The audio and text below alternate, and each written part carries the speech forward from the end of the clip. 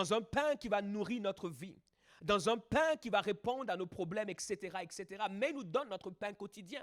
Mais ce pain ne vient pas directement. Ce pain vient sous la forme d'une semence. Cette semence, c'est l'ingrédient et ce pain est le résultat. Dans notre vie, et c'est là où il nous faut être extrêmement attentifs et attentionnés, c'est que Dieu nous connectera à des semences et il nous connectera aussi à des semeurs qui ont une semence venant de lui. Dieu ne nous donnera pas une moisson. Il y a un évangile, je crois, qui est un évangile de bas de gamme.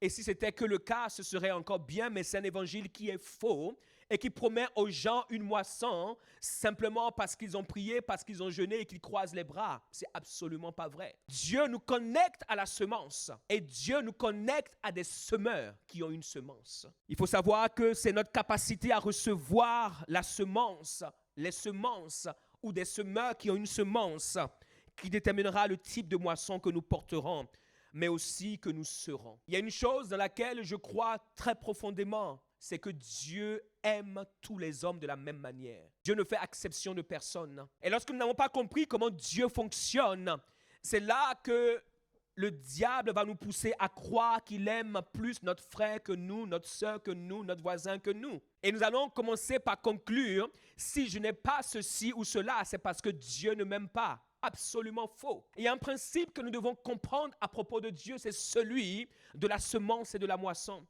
Et si nous ne comprenons pas cela, nous allons nous exclure de la bénédiction de Dieu, de la grâce de Dieu, de la fidélité de Dieu, de la bonté de Dieu.